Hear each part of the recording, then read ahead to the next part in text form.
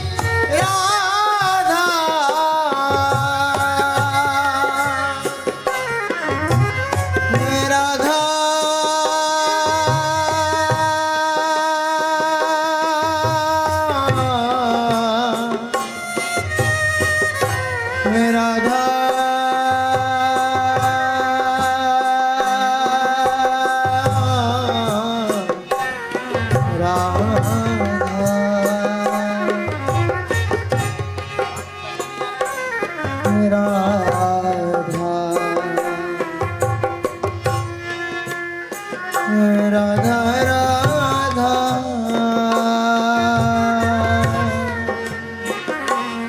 Radha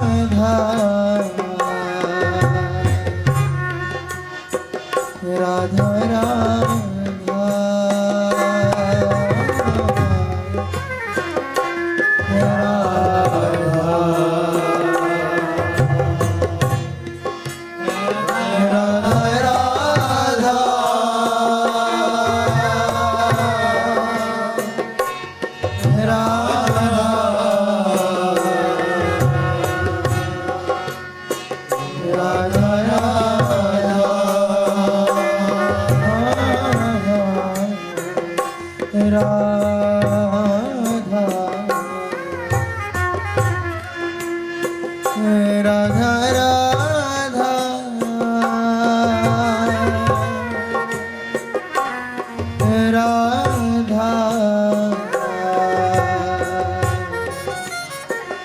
Radha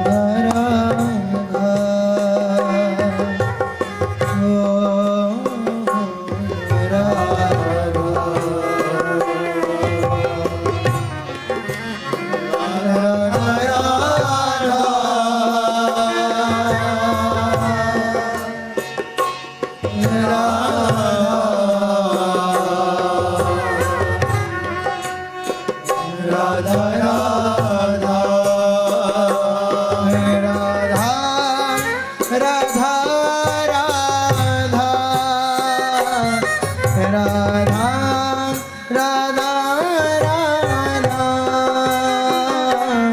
Radha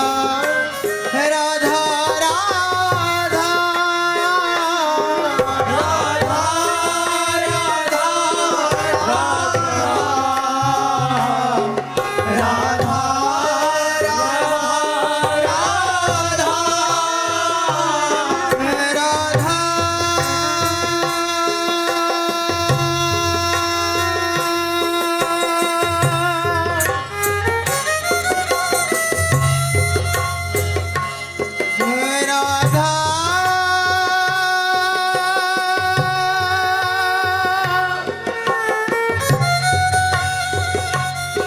Radha